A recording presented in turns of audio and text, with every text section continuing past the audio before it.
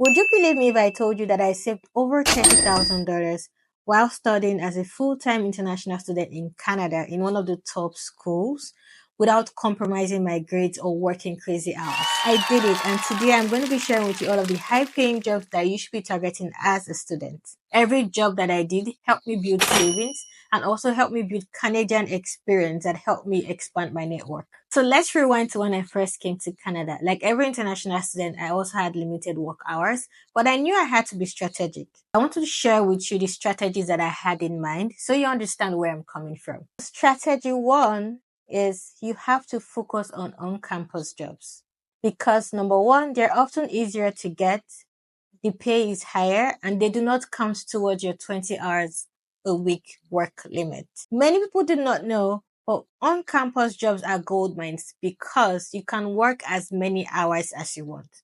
Do not believe me? That's fine. This is what the IRCC guidelines say about students and working on campus. So you're able to work as many hours as you want. And these hours are in addition to the 20 hours which are entitled to work. You can go read it up here. I wasn't working full time, like 40 hours a week or like, extending all my hours just because I knew I could because I was focusing on campus jobs. But I wanted to work smarter and not harder. So I chose job that had potential for career growth. You have to build a resume while earning. You have to think long term, work for both the experience and the money because this would count towards how easy or how difficult you may be able to get jobs after you graduate. Because one of the things is you want to start building your Canadian experience from while you're a student. So one of the jobs that students should do on campus is being a teaching assistant. So being a teaching assistant can involve various things. So you could either be actually teaching students. In my case, I had to take two classes in biology. So I taught first year biology students practical classes. And that took me about 6 to 12 hours a week. And I was paid above, I think at the time, $35 per hour. And the best part about being a teaching assistant is that you're not limited to just one course. You can apply to be a teaching assistant in different courses as far you're able to balance your time and actually meet your duties responsibly. And one of the best things about being a teaching assistant is that you get paid on a paid time. So for example, if the contract for that particular teaching assistant is like you need to work 12 hours a week, that's fine. But in some cases, the week may be very quiet and you probably just worked only 6 hours for that week, but you get paid for 12 hours regardless. Of course, there are some weeks that are very heavy, like midterm or exams week, and you may have to work a little bit more than 12 hours or a little bit under, but it always balances out with the quiet weeks where you have little or nothing to do. So there's a common myth that teaching assistants are only given to research students like PhD or master's research students, but that is not true. Everyone and anyone can get a teaching assistantship position as far as you're a student in that school. One of the best things that I like about graduate teaching assistantship or teaching assistantship roles that involves marking, teaching, or whatever is that they're so available. So for every course in university, across all graduate courses, part-time courses, full-time courses, undergraduate courses, in most cases, they would always need a teaching assistant for that role. So the opportunities are a lot. So you just have to go out there and look for them. I'm going to be making another detailed video about how you can get teaching assistantship jobs and apply for these jobs and where you can search for them. So better subscribe and watch out for that video.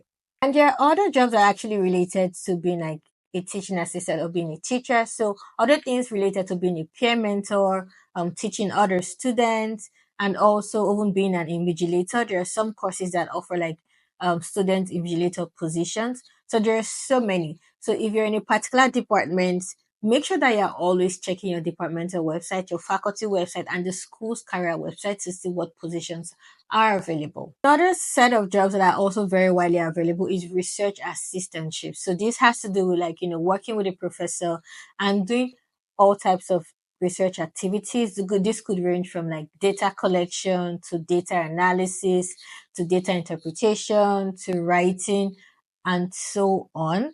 And so these jobs again are also vastly widely available because for each professor in the university, they usually have a research team. They always have grants. They have research projects. So again, across undergraduate, postgraduate, there are lots of opportunities available. And again, this is not limited to research students only. And I'm going to make another detailed video about how you can even pitch yourself to professors and how you can look for these positions. On average, research assistants or graduate academic assistants, whatever they may be called in your institution, they make over $25 per hour. Research assistantships are usually a great way to gain concrete experience. In my case, I conducted interviews, I conducted focus groups, I wrote research papers, I analyzed data, I co-led research meetings, and I was gaining valuable public health experience. Other types of on-campus jobs that students should also target are jobs that have to do with working with the alumni office. So in my case, I also worked in the alumni office because they had lots of student positions. I was a student fundraiser. If your school has a library, there are usually like library assistant positions that also pay well. So go check out your library resources and see what student positions may be available. And again, if your school has a recreation center, of course, they have like administrative roles that are available. If your school has like host events, most schools host events, from like welcome events to social events. Those events usually come with opportunities, so always look out for like upcoming events and possible opportunities that may come up with those events. There's also like student ambassador roles available, so these are also like peer mentors, but it could be for a different thing, like wellness ambassador, sustainability ambassadors, different kind of ambassadorship programs. One of the things that you should be doing as a student, if you're not currently doing, make sure that you're actively following your school on LinkedIn, or following your department on LinkedIn, following different departments on LinkedIn, because when they post opportunities, you want to see them. And most schools offer like different kinds of summership jobs and summership opportunities, so like work learn programs and sustainability scholars program. So make sure that you're actively looking out for those things. Again, on campus jobs, they are gold mines because the pay is good, they offer more flexible schedule, and you're actually building concrete experience that would help you later when you graduate. And the most important thing is that you're building your network. Of course, not to say you cannot look for off-campus jobs, but the point of this video is to let you know about some of the really high-paying jobs that you can target on campus, and you can work as many hours as you want. And other jobs that I would generally recommend is that if you're a freelancer, you can use your skills from social media to graphic to video creation and editing. Those are some of the skills that you can offer freelance to students. Another thing is even people even offer babysitting services. So that's also something that you could look into. Be part of student communities. New parents always look for who would help look after their children. I'll be making a more detailed video on how you can get teaching assistantships and research assistantship positions, so stay tuned.